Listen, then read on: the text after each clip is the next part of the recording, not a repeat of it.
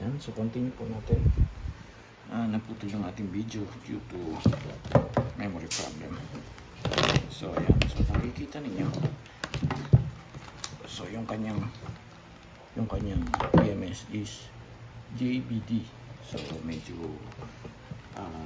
may kamahalan din po ito, no? JBD na BMS. So titignan natin ngayon ang itsura ng mga cells niya. Medyo bilisan muna natin at hindi pa po tayo nakakapag-clear ng ating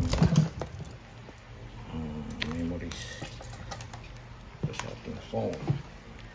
Medyo may ano dito, ang naputol natin. Ay, kawan to. Ito yung temperature sensor niya.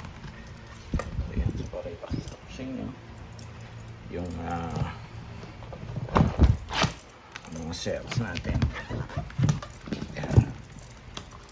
Ito po. Ayan. So, maganda. Dikit-dikit. So, ang walang nakalobo sa ating mga cells. Then, tingnan natin kung may makikita tayong tatak. Kung anong tatak nito. Mga cells natin, no? Kira yung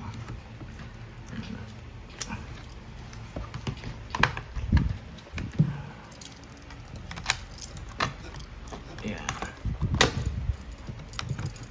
So, wala akong makita ang tatak ng mga cells natin. Pero mukhang okay naman. Okay naman siya. Then ito siguro kailangan natin ipakita. Ayan. So, ayan po. Maganda pagkaka-arrange ng kanyang mga connections, no? Well soldered yan. Positive, negative. Yan ito yung mga battery niya. Mukhang naka-weld. Tignan natin. Naka-weld siguro ito.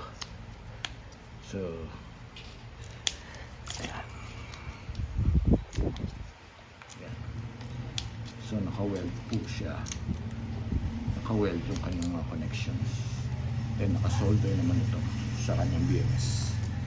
So, ano po. So, that's it. At wala na akong utang sa inyo.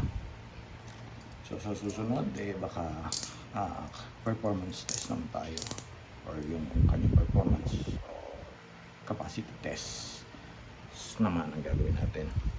So prepare lang tayo ng mga pwede nating magamit for that. So thank you. Thank you for watching. Hope you like this video.